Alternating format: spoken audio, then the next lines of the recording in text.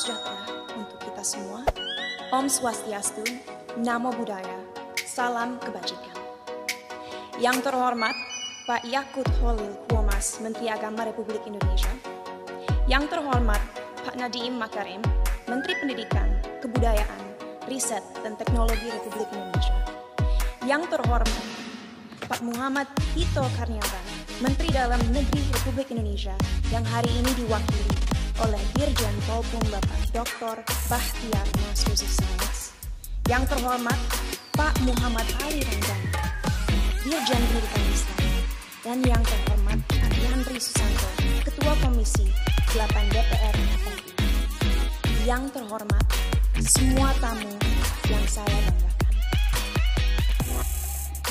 Sungguh sebuah kehormatan bagi saya diundang malam ini untuk mewakili generasi muda Indonesia dalam mengekspresikan opini kami mengenai moderasi beragama. Jujur, saya tidak tahu kenapa saya yang diundang malam ini untuk hadir di sini, tapi saya harap pidato yang saya buat tadi malam bisa menggerakkan hati para hadirin hari ini. Sebagai generasi Z dan milenial, kamilah generasi yang akan bertanggung jawab dalam beberapa tahun ke depan atas arah yang akan diambil negara ini untuk menjadi negara yang lebih maju, modern, sejahtera, dan tentunya terkemuka di mata dunia.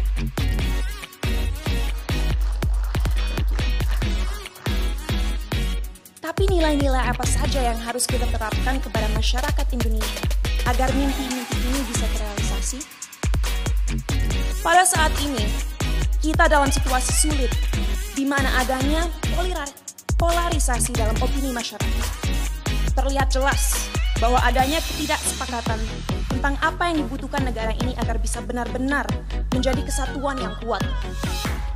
Dalam satu sisi, generasi muda sekarang mempunyai keinginan besar untuk mempromosikan budaya dan identitas bangsa.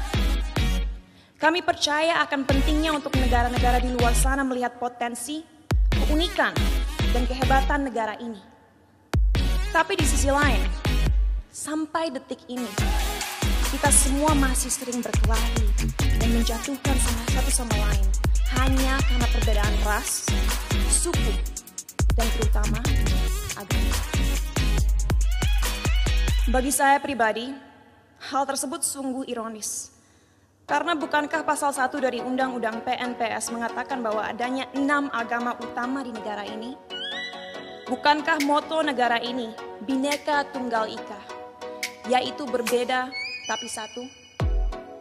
Tapi mengapa walaupun dengan fondasi negara yang begitu memeluk perbedaan dan toleransi, tetap saja masih ada konflik?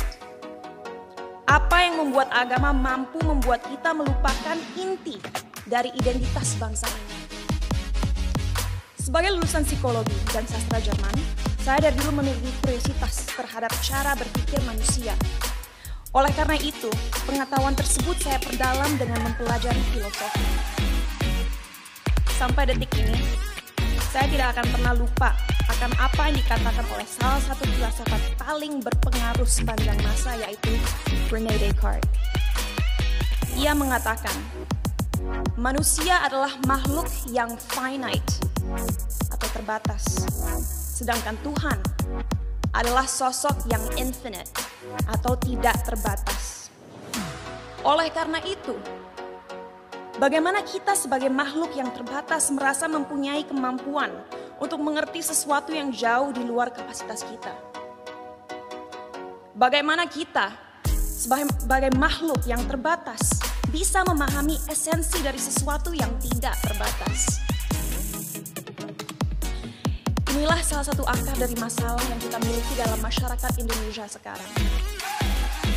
Karena pemahaman yang terbatas dan pemikiran yang tidak kritis, orang-orang terjebak dalam cara berpikir di mana mereka telah memanusiakan Tuhan. Merasa memiliki hak dalam mendikte kemauan Tuhan, merasa tahu pikiran Tuhan, dan merasa berhak bertindak atas nama Tuhan. Inilah yang akhirnya seringkali berubah menjadi sifat radikal. Dalam perbincangan saya beberapa waktu lalu dengan Habib Hussein Jafar, kami berdua sepakat bahwa bahaya yang masyarakat kita alami sekarang adalah mengatasnamakan Tuhan untuk kepentingan pribadi.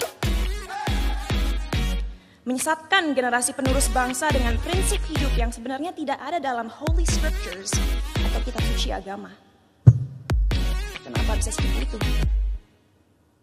Karena kita kurang membimbing dan memberikan masyarakat tools yang dibutuhkan agar bisa memahami sebuah ajaran dengan akal kritis. Sehingga mereka menjadi tersesat dalam cara berpikir mereka dan lupa akan pentingnya menyeimbangi segala ilmu yang dipelajari dan dimiliki dengan nilai-nilai yang ada dalam budaya, sains, ataupun aliran pemikiran lainnya. Saat saya masih bersekolah dulu, saya ingat sekali diharuskan untuk membaca kitab suci berbagai agama dari segi literatur dan juga filosofi. Sehingga saya diberikan kesempatan untuk bisa memahami keindahan setiap agama dan sadar bahwa pada akhirnya fungsi terbesar agama adalah satu, yaitu untuk membimbing kompas moral manusia, untuk mengingatkan manusia bahwa kita harus memperlakukan satu sama lain dengan hormat, bahwa kita harus bersyukur dan bahwa kita semua harus sadar bahwa waktu kita di dunia ini hanyalah singkat dan terbatas. Oleh karena itu, ingatlah untuk selalu menjadi seseorang yang rendah hati dan siap membantu satu sama lain. Jadi, apa yang harus dilakukan ke depannya agar bisa melawan segala kebohongan yang ada? Apa yang kita bisa lakukan untuk memberdayakan rakyat bangsa ini? Saya rasa jawabannya cukup jelas. 1, penting sekali kita segera mengingatkan kembali saudara-saudara kita akan indahnya, kayanya, dan uniknya budaya-budaya yang kita miliki di negara ini. Sejak usia dini penting kita mengenalkan budaya negara ini tidak hanya di sekolah, tapi juga melalui media dan semua platform digital yang ada. Sebuah hal yang krusial untuk disadari bagi generasi muda akan relevannya budaya kita di dunia yang semakin modern.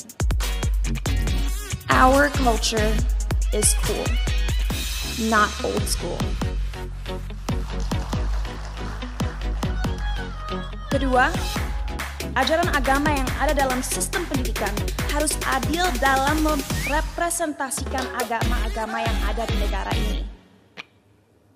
Agar orang-orang bisa mengerti sejak usia muda bahwa semua agama itu mengajarkan kebaikan dan tidak seharusnya kita melecehkan dan menyakiti satu sama lain hanya karena sebuah perbedaan.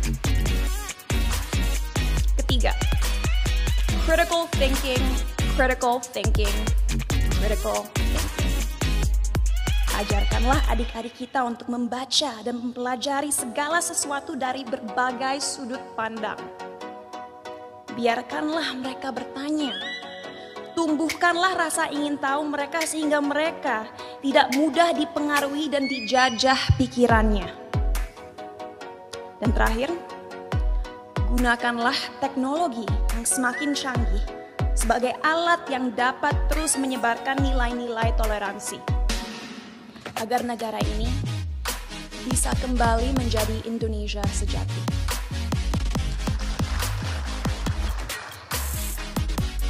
Sebagai penutup, saya ingin membacakan quote berikut. A people without knowledge of their past, origin, and culture is like a tree with no roots. Tanpa fondasi yang kuat, tidak akan ada bangsa yang bisa bertahan. Oleh karena itu, ayo kita bersama-sama menjelmakan lambang Garuda dimanapun kita berada. Mari kita taat dalam beragama agar menjadi manusia yang bermoral, tapi mari kita juga merangkul budaya Indonesia untuk membimbing identitas bangsa. Terima kasih, salam sejahtera bagi kita semua.